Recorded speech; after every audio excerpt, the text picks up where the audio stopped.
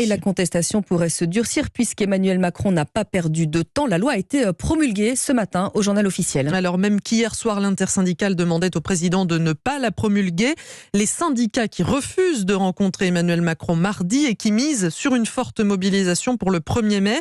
Tandis que du côté de l'exécutif, on se fait relativement discret. Pour le moment, la première ministre Elisabeth Borne s'est contentée de dire qu'il n'y avait ni vainqueur ni vaincu. Mais Nina Droff, est-ce que c'est vraiment le cas ?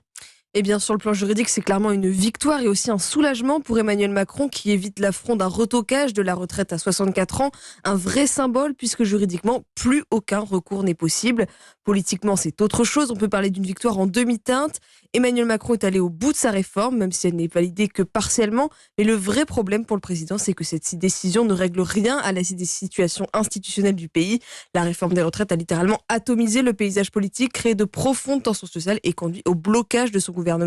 De ce point de vue, il n'y aura pas d'avant ni d'après la décision du Conseil constitutionnel.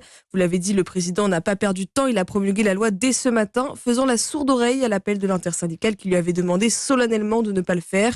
Emmanuel Macron les a invités à l'Élysée mardi pour discuter. La réponse, c'est non. En tout cas, pas avant le 1er mai.